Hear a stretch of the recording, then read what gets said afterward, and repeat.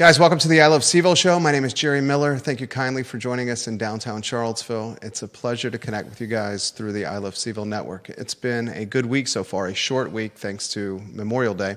Yesterday, Dave Shreve, our guest, a candidate for Albemarle County Board of Supervisors in the Jack Jewett District. And today, we're very excited to have Police Chief Mike Kochis in our studio.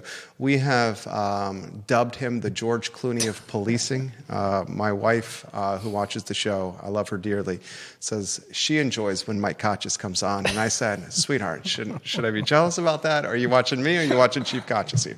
And she just chuckled over morning coffee. A lot we're going to cover on the program. We have covered of late the, do we call it a debacle? Do we call it a... I don't know what we call it, on Elliott Avenue, where a local activist has chosen to paint a crosswalk in a 35-mile-an-hour neighborhood, hub for pretty significant transportation and automobile traffic. We'll talk about that today. I see a boatload of questions already for Chief Kochis, a lot of them around the downtown mall, some of them on the city budget, and some of them on how he's going to continue to move the department forward from a positive fashion. I want to highlight one of the partners of our show. We were there today. It was Charlottesville Sanitary Supply, and goodness gracious, John Vermillion, who he corrected me. He's at least 4 generations in Albemarle County, and his son, Andrew Vermillion, they own Charlottesville Sanitary Supply, had a turnstile of customers going in the door, and these guys did it the right way, the honest way, the communicative way, back with integrity at Charlottesville Sanitary Supply. And I could not be more happy to see local businesses doing local efforts and traffic with customers. Support the businesses in the community you want to see make it another 60 years, and Charlottesville Sanitary Supply is absolutely one of them. Judah Wickhauer is behind the camera. 15 years, this man has managed the psychosis of my personality, which is a testament to his metronome-like consistency with his personality. I don't say it enough, Judah. I am very grateful for you. I sincerely mean that. We are completely opposite in personality, but I think that's why the business works. Judah Wickhauer, if we can go to the studio camera in a 2-shot, and welcome the George Clooney of policing, Mike Kochis, who's 2.5 years on the job. Goodness gracious. Flies by, Jerry. 2.5 years? Yeah, man. How's it going? Things are going great. Really is. I'm still having just as much fun today that I did when I first got here. Yeah? How's the open-ended question here? Talk to us about all the efforts and the positivity with the police department. Yeah, I mean, well, I just got the news yesterday. We only have 1 vacancy. Nice. Okay? And that's down from over 30 about 2.5 years ago. Wasn't it close to a third vacant? Yeah. Oh, yeah. It was bad. I mean, you can't do things without people. Uh-huh. So we've made a lot of progress, and the benefit of hiring that many people is when you talk about creating a culture of excellence, culture of professionalism, culture of empathy, both in the building and in the community. You can make a lot of progress pretty quickly. So, but yeah, we're working hard each and every day. 1 vacancy. 1. Congratulations. Yeah. How have you been able to fill the department? I don't think it was one thing. The folks that we had here, when I first got here, good people, and they've worked super hard, laser focused on getting people in the door. And they've bought into the vision and mission that we've created together, and that's what it comes down to at the end of the day. You create a vision, you give it to your folks, and they take it and run with it. And they've really done that, and they've done just a tremendous job. So I'm fortunate every day that people still want to do this job. Now, I've been in, I've had relationships, got to know some of your officers extremely well in my 25 years here, have a lot of respect for them. I've tried to highlight this on behalf of your department, of the challenges of living in the city they're serving within. Yeah. You are filling the vacancies. Can I ask how many in the department are able to live in the city? Maybe a handful, if that. I mean like 5. Yeah, you can't. But you see it everywhere. I mean, this city is expensive. And I come from Northern Virginia and thought, that it's not. It costs a lot. It ain't getting any easier. So I think the benefit here. I was talking to Alexandria's chief not too long ago, but in my contacts up there, one of the problems they have up there is geography. 25 years ago, you could be a cop in Alexandria and afford a home in like Western Prince William County or Stafford County. That's not the case anymore. And so I don't know where you live. Here, at least, you could go out and still buy a home in some of the surrounding areas, and still work in the city. But I think those days are number two. So a lot we've covered on the show. Why don't we start open-ended? We've seen the interaction or the crossroads of local media, local activism, your service as the police chief, and how a turn of events was reported by legacy media, specifically the Daily Progress. Yeah. I will get out of your way. Set the stage of what happened. Yeah. So here's what I will say, and I'll preface it with this to talk about our local reporter that has been here for a very long time, who I believe is probably one of the best in the business. Easily.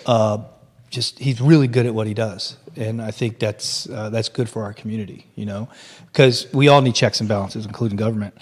And so, this report, this story about the crosswalk situation, it came out, and then there was a headline posted, and I remember seeing. And again, I don't do a whole lot of social media stuff. I sure as heck don't pay attention to comments or any of that type of stuff. Okay. So someone had sent it to me, and I'm like, that's not true. That never happened. So, what I found out was that the reporter actually doesn't put the headline in. Right. So the reporter does the story and sends it to the editor, who then creates a headline. Right. And I get it. You create headlines to get clicks and to get people's attention, to try to get them to get past the paywall and all that kind of stuff. Sure. I think my problem with it is that, and again, it's all fine and dandy, but when it's simply not true, and when there is the assertion that political motivation, influenced the decision to investigate or charge, I think that's dangerous. Okay. Really dangerous. And nobody wants that, right? And I can tell you, look, the city manager, he's my boss. Sam Sanders. Sam Sanders could tell me to do a lot of things, but he didn't. And that's not his style, right? He doesn't operate in a bubble. And so, when I saw that, I was just like, man, and so anyway, there was a correction made, right? And then when the correction was made, it said something to the effect, it changed from called me to tell me to arrest him to called me before he was arrested, which also isn't true. That never happened either. And so I just think that, people make mistakes. Police, we make mistakes. It happens. But I think that, the right conversation needs to get out there, because whether someone is an activist in any capacity plays absolutely no role in how we investigate or decisions we make and how or when to charge someone. And we consult with the Commonwealth Attorney's Office, we make those decisions, and then a judge will hear the evidence of the case, and they make a decision based on the law and the Constitution of the United States. Whether that person's an activist or not does not play a role and should not play a role. And that's just the truth. So I'll offer a little bit more, a little color here. John Blair, thank you for watching the program on LinkedIn. And viewers and listeners, let us know your thoughts. Kevin Kochis, a local pedestrian, bicycle, and transportation activist in the city of Charlottesville. He's actually reached out to us about some of the stuff we've talked about. And he, on Elliott Avenue, chose on his own prerogative to go to Amazon online and purchase what he has called water-soluble chalk, and I'm sure we'll talk about that. Absolutely. And he, on his prerogative, chose to paint a crosswalk on Elliott Avenue, and he said he did this to honor a Liberian woman who was struck by a teenager and since perished from that accident. Point of clarity, the Liberian woman who unfortunately and tragically passed away, it wasn't the exact location where he painted that crosswalk. It was further down Elliott Avenue. Kevin Kochis says that he let Sam Sanders know via email that he was doing this and that the chalk that he purchased from Amazon was erasable through some kind of water cleaning method.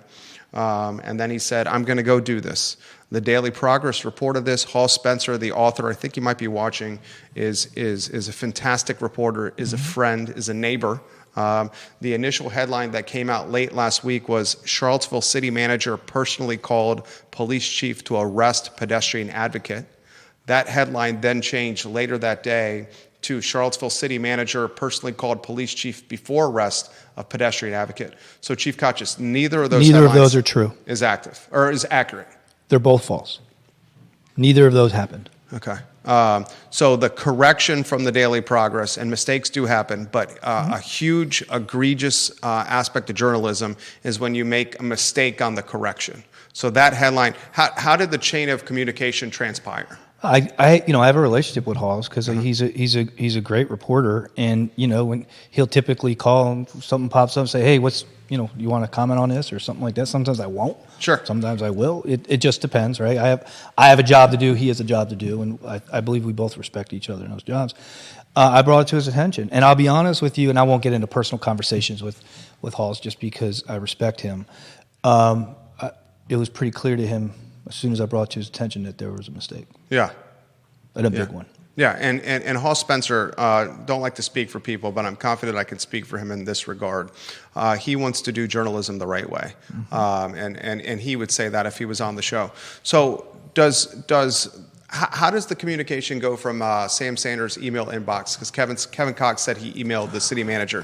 What's the chain of communication? Yeah, so first of all, that's kind of accurate what you had there, but there's a little. So first of all, the email that was sent to the city manager from Mr. Cox did not say how to clean it or anything like that. Okay. There was no mention of that. Okay.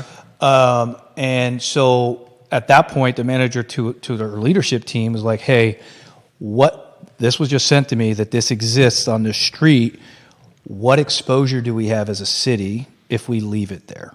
Right. So think about this: if traffic engineers who get paid to do this job, that are professionals, right, made an opinion on whether there should be a crosswalk there or not. I'm not a traffic engineer, so whether it should be or shouldn't, that's not my expertise. But that decision was made based on a lot of things, right? And it was communicated. It's been communicated. This isn't nothing new. And so the idea that the city keeps that there, and someone were to cross and get hit, and we know about it, there could be some exposure there, right? And so when that was brought to our attention, I said, okay, well, at least we'll send an officer out there to go look at it. So we did that, and then we had Public Works come in and say, hey, come out, can you all just get this stuff up, clean this up? And they couldn't. It couldn't come up. And so it had to be painted over in the tune of a few $100s. Just a little over 500. Well, we got more. Okay. So then it's been showing through the black paint.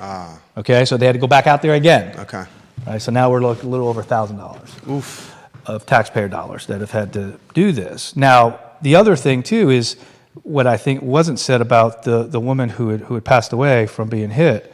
You're right, that didn't happen there. It actually happened a block up in a crosswalk, right? So she was killed in a crosswalk, a block up. So I just think that's, and again, I don't want to get into details about Mr. Cox's case or anything like that. That would be inappropriate. And I'll be clear, he's innocent until proven guilty in a court, right? And we have to recognize that. But yeah, I just think there's a lot of misinformation out there, and we just got to get the right information out. I respect that, and I think that's what we're trying to do here. Yeah. How about and Logan Wells Claylo watching the program? You got 4 media outlets on the show locally that are watching the show right now. I think that's all 4 of them.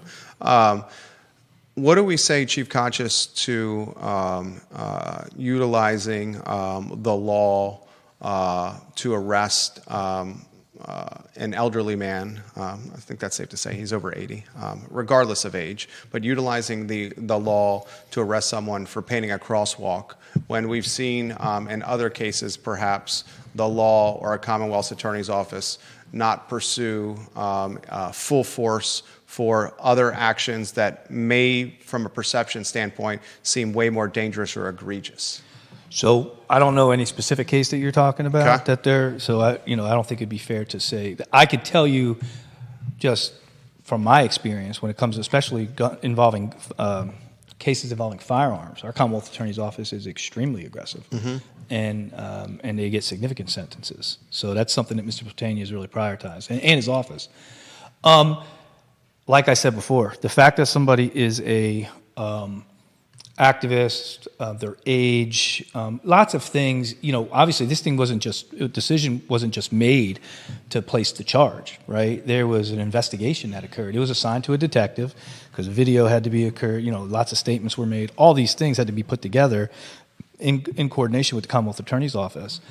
And the appropriate charge was decided. Mr. Cox was asked to turn himself in, which he did. He was called, he turned himself in. He was booked, and then our detective drove him home. And so, we handled it, I think, appropriately. And I think that's how we should handle a case such as this.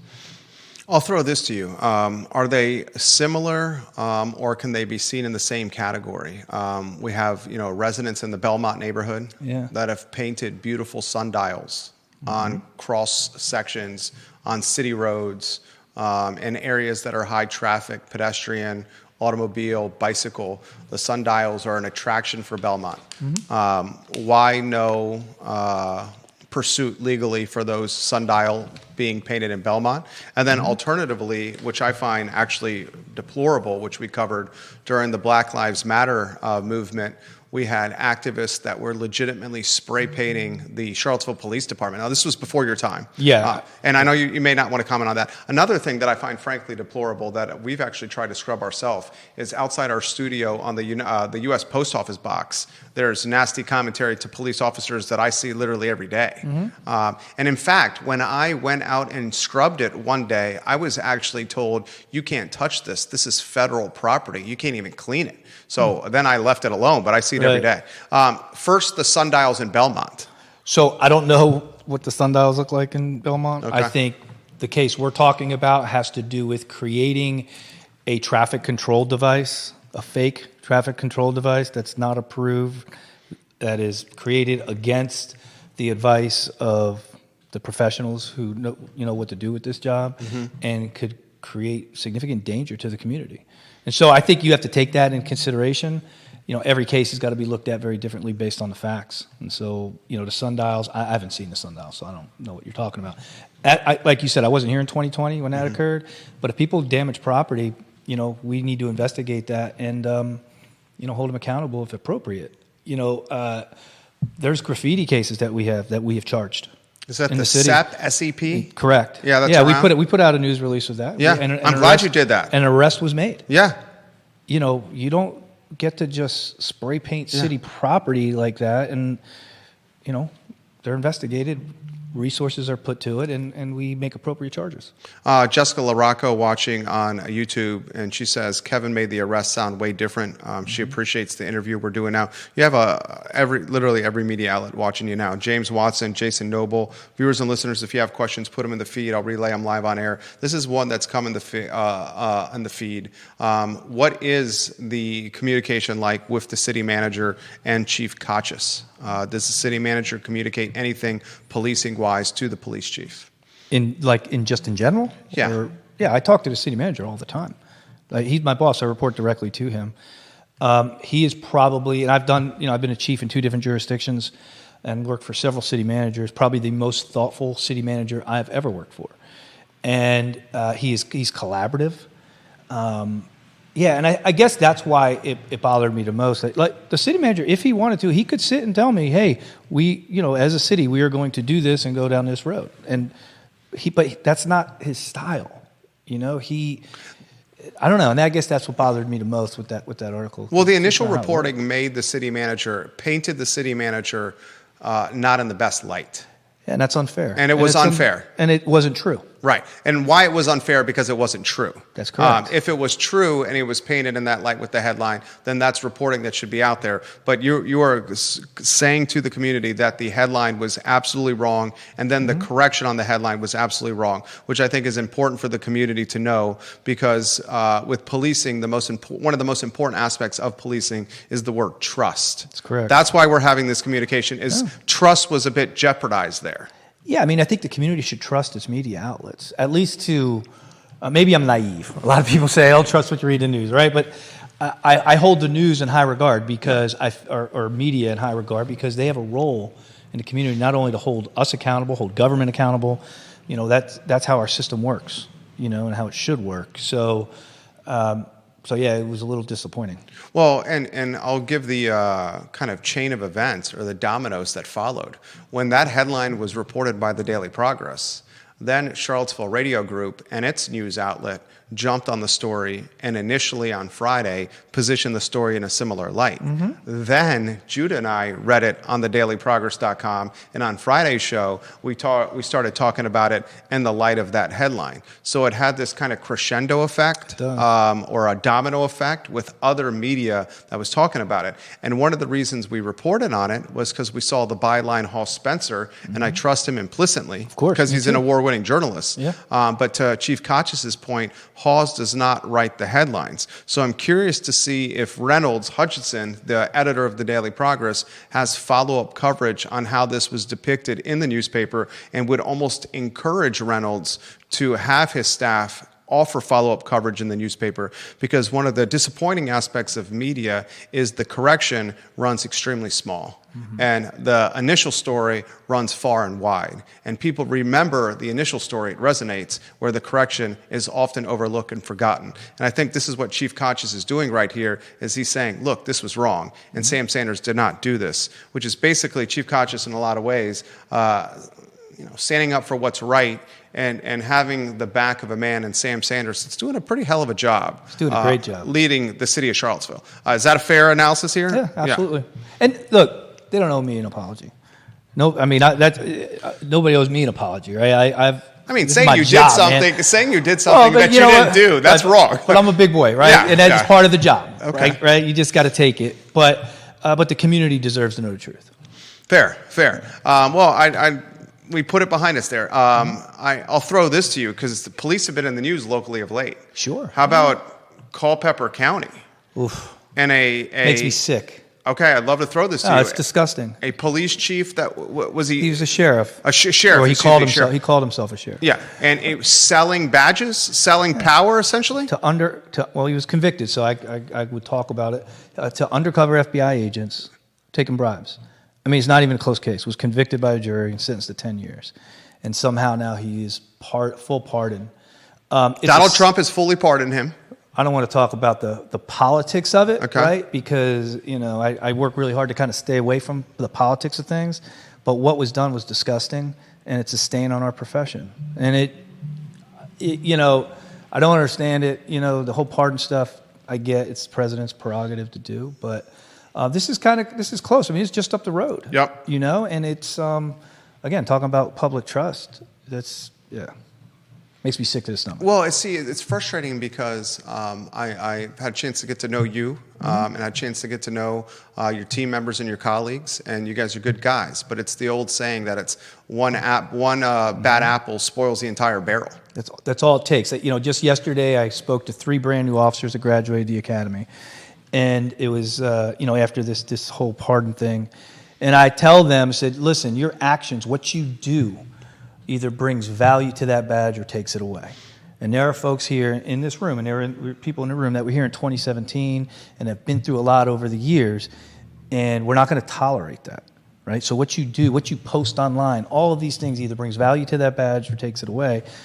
And yet we have this person who stained that badge, has no business ever wearing it, pardoned, and now I'm assuming he could probably run for election again. I would think he could. He could. Bill McChesney says the sundials did not impact pedestrian, bicycle, and transportation safety like the crosswalk did. My phone's blowing up here with viewers and listeners. Jason Noble respects the interview. He says it's hard to trust any media outlet these days. It's everyone's responsibility to be at least a little skeptical and always seek clarity.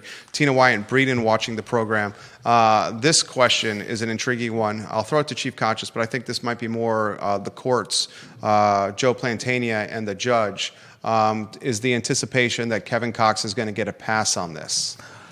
Well, look, I could tell you that the courts, the one thing that, like I said, a judge or the courts usually I feel safe saying don't take into consideration. And that if you are a pedestrian activist or not, they're going to take into consideration the law, the Constitution, and what's reasonable under the law. And so I can't speak for the courts and what will happen. there's still a lot that needs to happen when it comes to that trial or to that case. So. I think what would end up happening, and this is just one man's speculation here, where Mr. Cox is going to be asked to pay the cost that the city incurred for all this headache, the hard costs and some court costs, and won't end up doing actual time. I think that's probably what's going to happen, but we'll see. We'll follow it closely. This conversation, this question has come in, and it's about what's happened in the past. I think this is a fair one. Yeah. What did Chief Kochis make of the protest last year at UVA when the Virginia State Police was in some ways militarized against students? Yeah, so I was in the command center when all that happened, worked with Chief Longo and his team. President Ryan was in the room. Mr. Hingley was in the room when these decisions were made. There was a lot that happened that led up to that. And based on everything I saw, the decision that was made was the right decision. Again, there's a lot more to that conversation that happened there. But yeah, I mean, it wasn't a decision that was made in a bubble. And we're talking several days that things were leading up to it and all kinds of other things. So the tough aspect, just kind of shooting it with you here, having a conversation. The tough aspect for me was the look. Yeah, look, sometimes policing looks really bad. We get that, right? There's some things you're just not gonna make look good. Yeah. This job sometimes really sucks. But I mean, it's sometimes policing is tough. Yeah, right. This is all over the feed here. Yeah. How has Chief Kochis characterized the efforts the department has made with cleaning up downtown Charlottesville? Yeah, so the downtown mall, we've made a lot of progress down there. We now have an officer on daylight shift assigned there every day and on our evening shift assigned down on the downtown mall every day. And it's not to bother people and just arrest. It's basically to be a resource there, And so obviously there's no secret, the issues around housing in the city in general it's a huge challenge. I mean, I was watching the CRHA board meeting last night. My wife wonders why I watch these things, but I did, right? And Mr. Sales was talking about how they have affordable housing units in a new development that they can't rent because of the perceptions of crime in that area there, right? And so, we have an important role to play. And I can talk about crime being down. It's down 41%. Gun violence is down 41% over a 3-year average. But it doesn't matter to those folks who live in a community that are hearing gunshots. Who a bullet maybe went through their car window with their kid in it or something.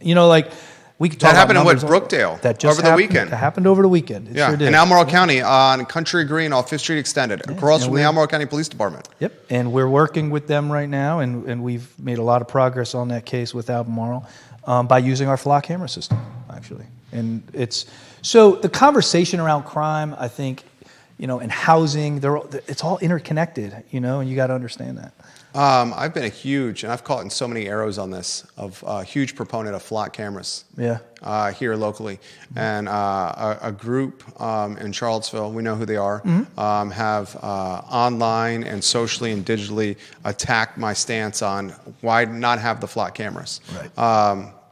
Can we have the conversation about flock? The positives. I told you nothing's off the table. We can talk about how about flock? The positives that come with it and the feedback. How about maybe some of the negative feedback you've heard on it? Well, so you hear it, and listen, that's okay.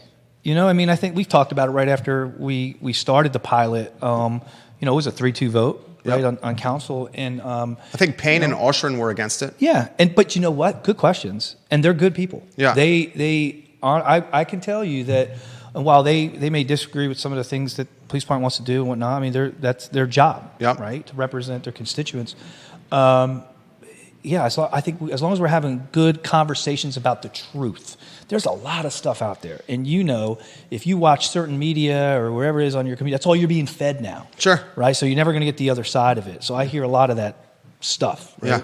The reality of it is we are using it to solve crimes. We are using it mostly to solve crimes in our neighborhoods that are disproportionately affected by violent crimes. Okay. All right. I'm speaking tonight at the 10th and Page neighborhood on Flock. Your neighborhood? Yes, my neighborhood. Yeah. And, there are folks FAR. Ms. Johnson from FAR was at least then, and I'm assuming still is, a supporter of the flock program. Now, look, there are things that we have to continue to be checking on, right? And so, like, who do we share our information with? Who has access to it? We had this conversation this morning with my staff, and I'll be briefing. So I don't want to get ahead of it. I'm going to be briefing City Council on some of the stuff out there that I'm following up on, so I can at least respond to them and say, hey, this is what I know. This is the truth. This is what might not be the truth. I'll let we'll get that information. Because the concern is that there could be a data breach, and that data can get out there somehow. I'm not sure the concern is as much as a data breach as it is that folks like the federal government or ICE may get access to our system, right? I understand that fear. Okay. And, when you have folks showing up at the courthouse with masks and no badges, right, dragging people, like that happened here. So that's people. That was terrifying. Up. It absolutely was, and it was unprofessional. And I've let that known to folks who I know within the federal government that what are you doing? That's unsafe. You just don't do that. That's not how you operate. So anyway, I think those are legitimate concerns, and I'll answer them. Why don't we ask? I'll ask you that question. Yeah. You've kind of given some perspective on that. 3 guys in a backpack, one wearing a mask, with no badges, no markings, unmarked vehicle, take 2 people out of a courthouse. They're lucky they didn't get their butts kicked. You walk up on a mat with a mask on, no badge, you grab me, I'm going to fight you until I know who you are, right? So it's not how you operate. It's not how you do it. And so I think they would concede they probably made mistakes there too, what they were doing. The conversation around immigration enforcement and all that kind of stuff. Look, I don't have the resources to do immigration enforcement, even if we were, but we don't. Right. We don't enforce immigration law. We don't enforce, administrative law, which is what immigration law is. We don't ask immigration status. We got enough work to do on our own to be dealing with that. Comments, put them in the feed. I see a lot of them coming here. The public cameras on the downtown mall, are they for police use, or are only cameras associated with businesses on the mall? I'm not aware of any public cameras, like police cameras on the downtown mall, other than around the police department for like security and stuff. I know the businesses, a lot of them have cameras on the downtown mall. And if we have a case and we need camera footage, we believe it may have captured something, they work with us and get us that footage. But they're not our cameras. Right, okay. So I can offer some perspective on this. I do know an organization that I speak with often. Big fan of her, the executive director, Greer Achenbach, and Friends of CVille, which is the nonprofit lobbying group for downtown Charlottesville. They had put up cameras on the downtown mall on their dime, on fundraised dime. And those cameras are strategically positioned around the mall. So say the Tom event where there was an unfortunate shooting that yielded no harm, but still a shooting that scared a lot of people. Yeah. Is that where the police department may check those cameras? Absolutely. Okay. And we do. Okay. Absolutely. And you guys were on there so quickly. Was that just because of we had a lot of resources working Tom Festival. I mean, anytime you have a lot of people in one place, for a period of time, there's a lot of resources that go into that. If you notice, we used those meridian barriers this time as well that they're supposed to use in New Orleans. So we went and looked at New Orleans and say, hey, what happened there before the Tom Festival? We'll make sure that we understand the lessons learned. Because my fear is a car or something like that. And so we took every precaution. D.I. Jones, who I know you know well, he was our incident commander that great guy that helped coordinate and work on that for weeks without a day off, just getting ready to make sure that it was a secure and safe event. Officer Jones was the patrol officer on the UVA corner when I was a student at the University of Virginia, and one of the most fairest officers that I have encountered, and a good man. I hope he hears that. Yeah. Comments are coming in here quickly. We're trying to get to as many of these as possible. Here's an interesting one. What does Chief Kochis think is the dynamic between expensive housing and crime in Charlottesville? Well, I mean, violent crime is rooted in poverty. We know that, right? And so,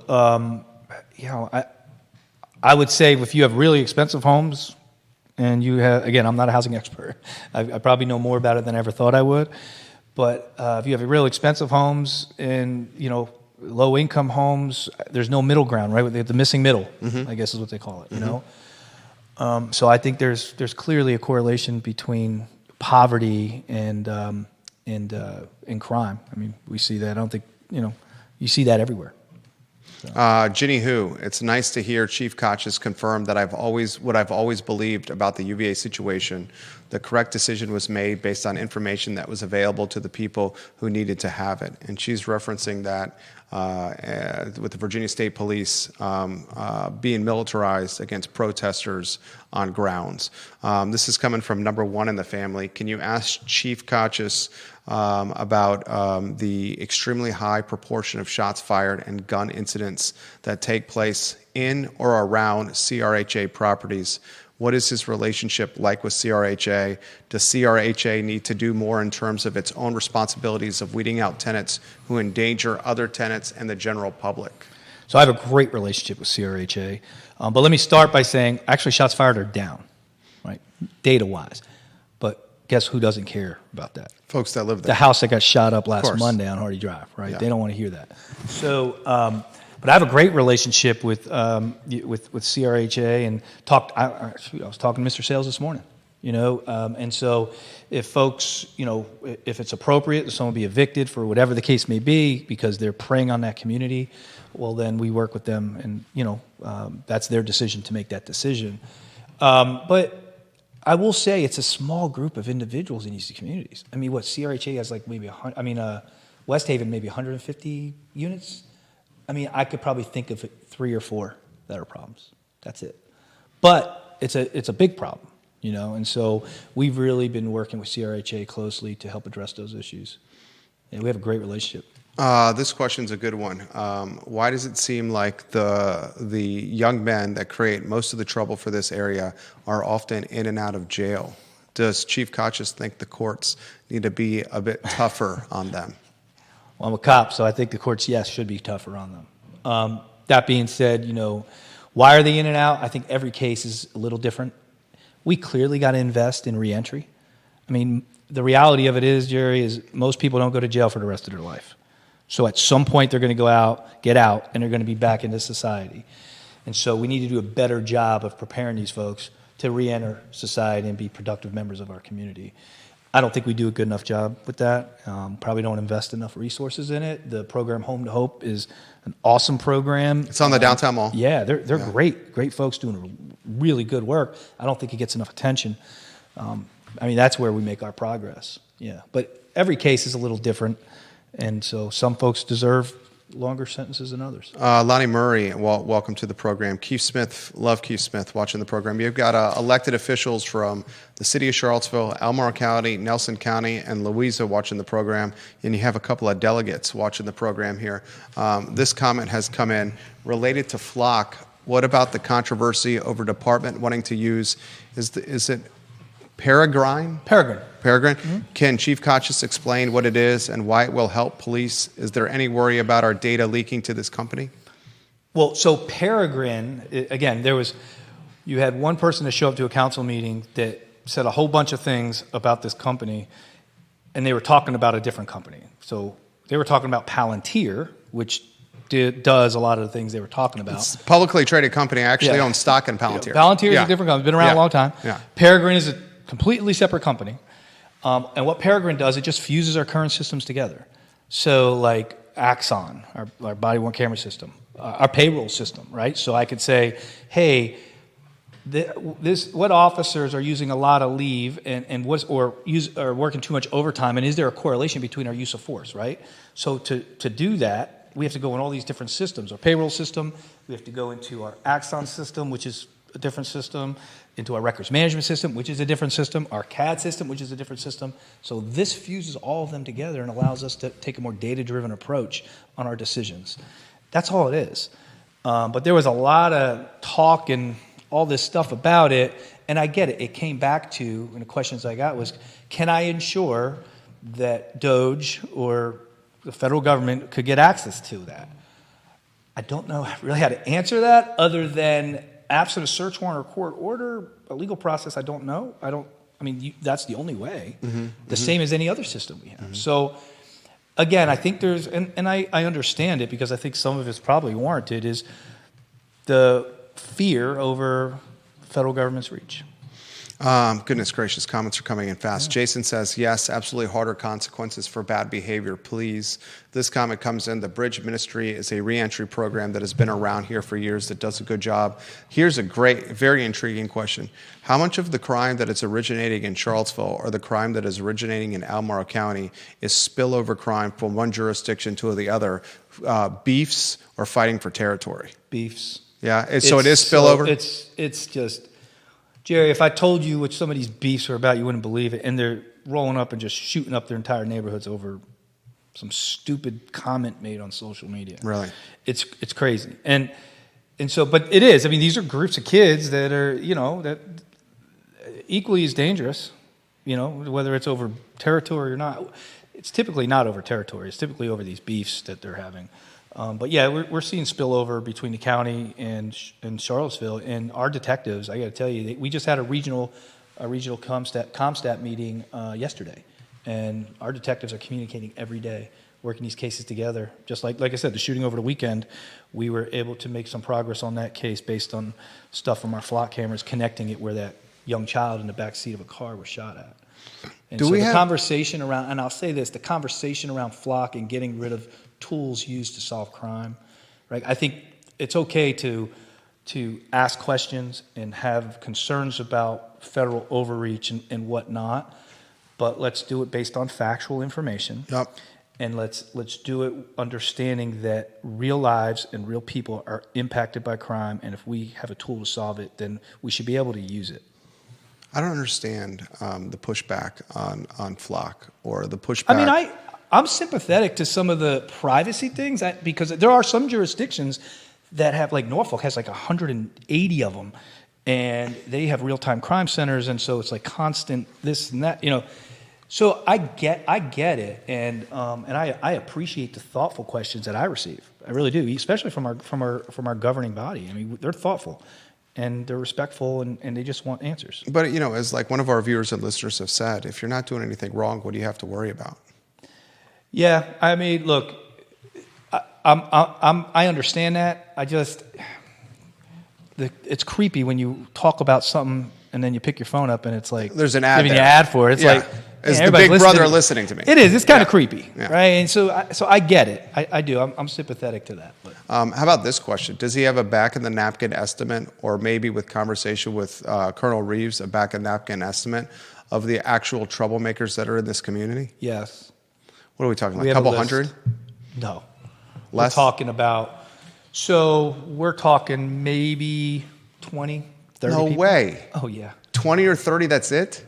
Oh, yeah. That we consider prolific offenders. That are causing the trouble for That are causing a majority of the trouble. Absolutely. Oh, my goodness. And that's why, Jerry, that's why we are taking a very focused approach. Yeah. It's a model called focused deterrence, but it's really, instead of a shotgun approach to just, or casting a wide net, we're really focusing on those specific offenders and saying, hey, let's deal with them, So yeah. Oh yeah, we're not talking hundreds of people. 20 or 30? Yes. That we would consider, repeat violent offenders. Why? No, this is just a layman's perspective. Just a guy just talking with you here.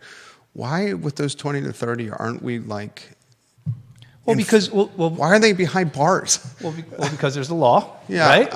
We got to put the appropriate cases with the appropriate people, within the confines of the Constitution, right? And so, we may know someone is involved in this based on this and this and this, but that doesn't mean we have met the standard to actually place a charge, which is, by the way, a much lower standard to actually convict somebody in a court of law, right? So there's a lot of work that our folks just do a tremendous job, and these detectives, I mean, they work their butts off day in and day in, and it's just, they're not that easy to make these cases. It reminds me of, what's his name? Naeem Hill. Yeah. And we talked about on the show, how is this guy out of jail? I had the same question. When he was just in jail and he beat the hell out of somebody almost to death while in jail. Yes. And then gets released from jail. It's ridiculous. What does that make you feel? Just out of curiosity as a police chief. You would think after 27 years of doing this, it's just like, eh. It is what it is? It's not. It ain't is what it is, though. Because you care. Right. Right? You care about people. I mean, the day I don't anymore is the day I probably hang it up, So, Yeah, I don't know. I don't know why. He shouldn't have been out, in my opinion. What's Chief Kochis like about the 10th and Page neighborhood? He lives in the 10th and Page. I do live in the 10th. Yeah. It's a great community.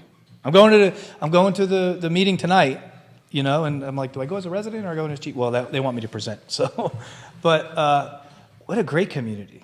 I mean, if I'm out of town, like my neighbor will get my stuff from my porch that gets delivered. Say, hey, chief, I'm going to hold on to your stuff, so someone will steal it off your porch or stuff, But we've had no issues there, and it's just. I don't know. It's just, I love the community. The 10th and Page neighborhood, how have you seen it change in your 2.5 years here? More students? Yeah, a lot of students. Yeah. Yeah, a lot of them doing residencies at the medical school and whatnot, and a lot of folks who have lived there their entire life too. Yep. Like they own their homes, it's been passed down. And so, yeah, it's pretty cool to sit on the porch and have a conversation with someone who's lived there their entire life and kind of what was it like, years ago and compared to now and how has things changed. It's really allowed me to have a better appreciation of the community. This from Maria Marshall Barnes. Can Chief Kochis share his opinion on police officers and or SROs in schools? Yeah, so as you know, school board voted to bring SROs back into the schools. Great move. Yeah. So, I supported that. Obviously, I've always said that, right? But I'm a cop. So I get it. But I also wasn't here when they pulled them out of the schools, so I'm sure a lot went into that decision as well. Right now we had our first focus group on creating that MOU and what is the model going to look like. Once that gets finalized and we have an idea of how many we're talking about and what does the model look like, we got to put a cost to it. Yep. Somebody's going to pay for it. Yep. Because I don't have them. You got to remember, 2016, our allocated sworn strength was 130 sworn. Today, it's 111, and I only have one vacancy. So over the years, with the mass exodus and all these things that were going on, and you had all these vacancies, every budget season, they pull some of them back. Okay, well, we can't fill it anyway, so let's, which makes sense. I get it. But here we are. And so we want to do more now. They want us to do more, and therefore, so I don't know. We got to figure that piece out too. Is there a mentality change with the SRO when it comes to policing versus an officer that's patrolling the streets?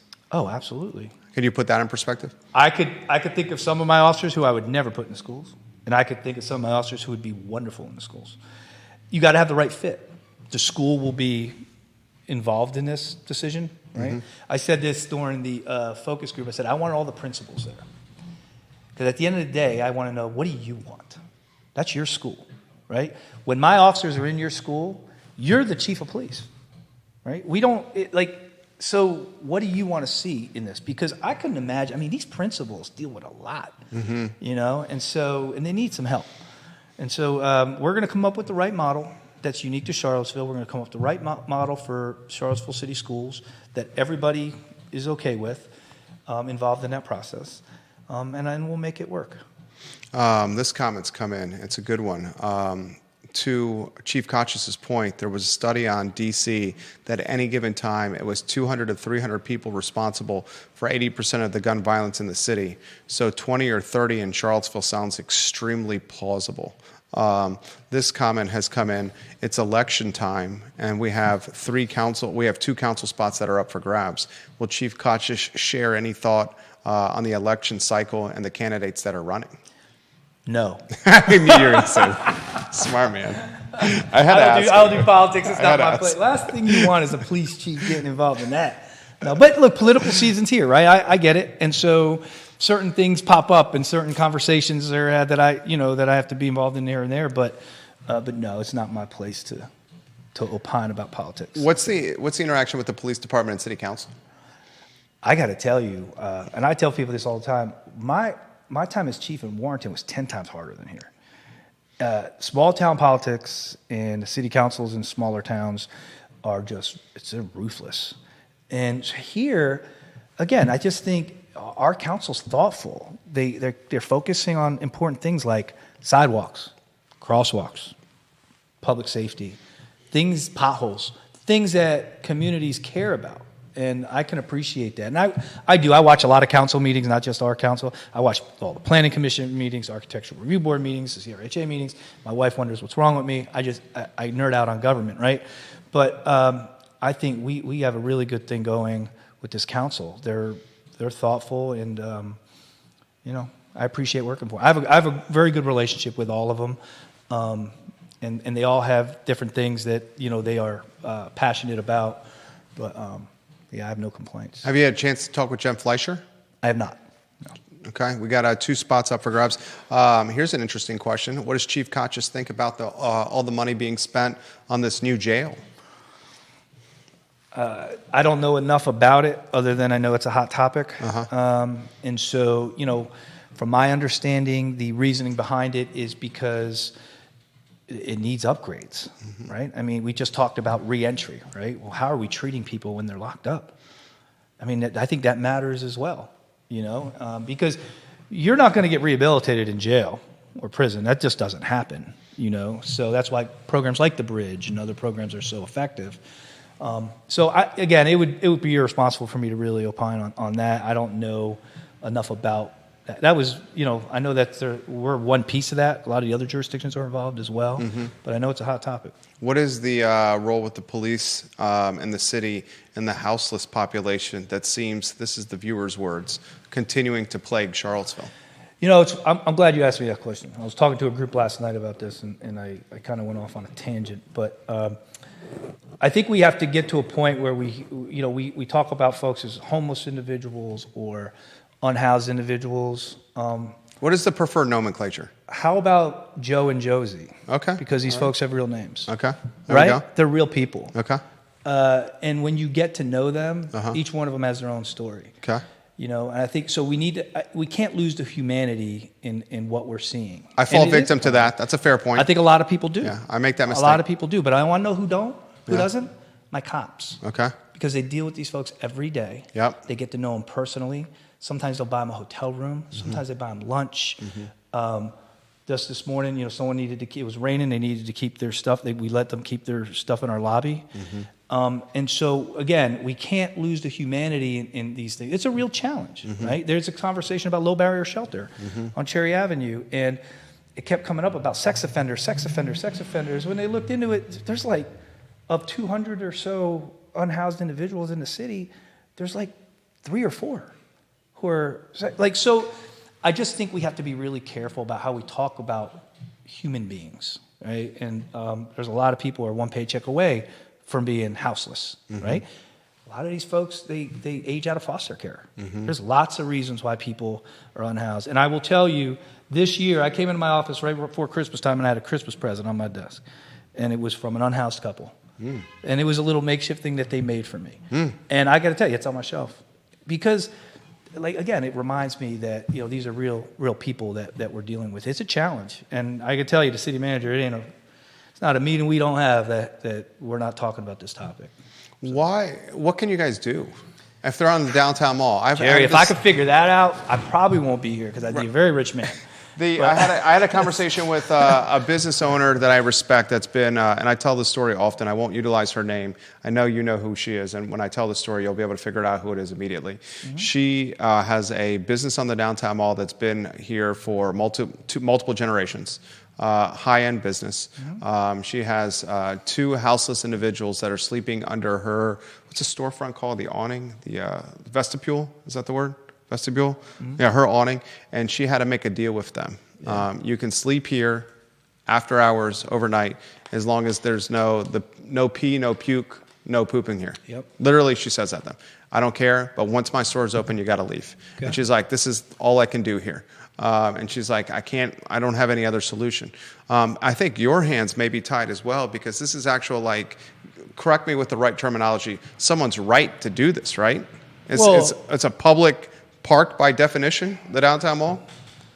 I don't think it's considered a public park. It's okay. a public right-of-way. A public right-of-way? Okay. But, I think there are things that you could do. Obviously, if they're within your easement, I think you could probably trespass that person from there, right? If they're committing a crime, like urinating in public, stuff like that, we look into that. And if charges are appropriate, we would charge. But, that's the other piece to this. These business owners have put everything they've ever had into these businesses, you know, and they're just trying to make a living, and this can affect their business. You know, I concede that. And so we are working on a few things. Some things I can't really talk about right now, but there are a few things that we are working on that. You probably hear this all the time, don't you? Oh, yeah, daily. Is this one of the top 5 things you hear? Yeah, like I said, when I meet, there's not a meeting we have with the city manager that this doesn't come up, because he is committed to doing something about this, and he's an outside the box thinker, and he's gonna. We'll get somewhere in it. Am I naive enough to think we're going to solve homelessness? No, I'm not. I live in a world of reality. And so, but I think we can make some progress. Philip Dow, Chief, we are so glad we have you here. You're doing a great job. One of the best communications directors I've ever seen. Maybe give this guy a raise. Kyle Irvin watching the program. I love you, Kyle. I love you, Kyle. That was for you, Kyle. He's a great guitar player. He's a great dude. He's a Renaissance man. Loves the outdoors. Yes, he does. Loves a good cigar. And he answers his phone no matter what, no matter where he is. I'll call him. It'll be like a Sunday. He's like, well, he's in the middle of a mountain somewhere. And in the woods. Yeah. Hell of a job. He's got his laptop in his bag. Dealing with the media. Kyle, I sincerely mean that. Yeah. All right, we'll wind down the interview with this. What do you make of the low barrier shelter on Cherry? You think that's a good spot for it? I mean, where's a good spot? Yeah, it's a tough part. These are tough things, Jerry, right? And it's so... I think it's a great spot for it. Yeah, I mean... It's on the transportation line. It's in the heart of the city. You can get to UVA, you get anywhere. Yeah, I think some people would agree, some people would disagree. Obviously, the neighborhood disagrees, right? And you're going to see that anywhere you go. So where do you put it? Right. You know, and so that's why sometimes tough decisions have to be made. And you know, it's not my place to say where a low barrier shelter should be. The city manager and the city council will make that decision, and I'll make sure it's safe. Final question for you. This is a great one here. Chief Kochis, may I ask your age? I think you are older than you actually look. And then she also adds this question here. How long does Chief Kochis have here in Charlottesville with us? We're lucky to have him. I'll answer the last one first. Well, we talked about this. I ain't going nowhere. I'm here, man. I've already retired once. When I'm done here, I'm done. And so I'm fortunate each and every day to be able to lead this organization and work with just awesome. Think about this, Jerry. We are hiring 21-year-old kids, sending them to an academy for 6 months. Where's the academy? Out in Wires Cave. Really? Yep. Okay. And they come back, and we expect them to be perfect. And they're doing this job, what I didn't have to do when I was on the street, with a camera strapped to their chest. Right. Taking pictures frame by frame of everything they do. Right. And God help them if they make a mistake. Yep. Right. So with social media and everybody having cameras and phones. I don't know if I could do the job now. I really don't know. You know. And so, man, I'm just really fortunate, and I love what I do each and every day. As for my age, I'm 50. Okay. So 50 years old. There we go. Chief Kochis, you killed this. It was an amazing interview. Yeah, You're not old. I'm Come old, on. man. I'm hurt, man. My knees hurt. I can agree with being, knees hurting and stuff like that. But this guy's got a zest for life, and I will concur with the viewers and listeners. Lucky to have him. And I've said this many times on the show that if this guy wanted to do anything in Charlottesville, the community would roll out the red carpet for him. If he wanted to be the mayor, if he wanted to be a nonprofit, the private sector, people would roll out the red carpet for him. And I will also make this comment: in the last 2.5 years, I don't think anyone has had a more significant impact on Charlottesville in the last 2.5 years. I mean, give me one. Where he started, what he was given when he started. We're not going to go down this road here, but the previous police chief was suing the city, ladies and gentlemen, and had the city in a department and a brand, a state of brand that was one of distrust. And look at what he's rebuilt. I mean, it's impressive. I'm grateful for your time. I'm seriously grateful. We went an hour. Thank you. All right. Thank you. Thanks, Jerry. Chief Mike Kochis, guys, on the I Love CVille Show. That's all she wrote. We'll be back in the saddle at 10:15 a.m. tomorrow with Today y Mañana, and, of course, the I Love CVille Show at 12:30. For Chief Kochis and the fabulous Judah Wickauer, who wears the button-down shirt and the sweater in the middle of summer. What is that? He gets cold, Chief. All right. He gets cold. Don't have heat in this place? We have, Chief. We have. Right. I'm wearing a short. All right. For Judah and Mike Kochis, I'm Jerry Miller. So long, everybody. Excellent work, Chief. Great.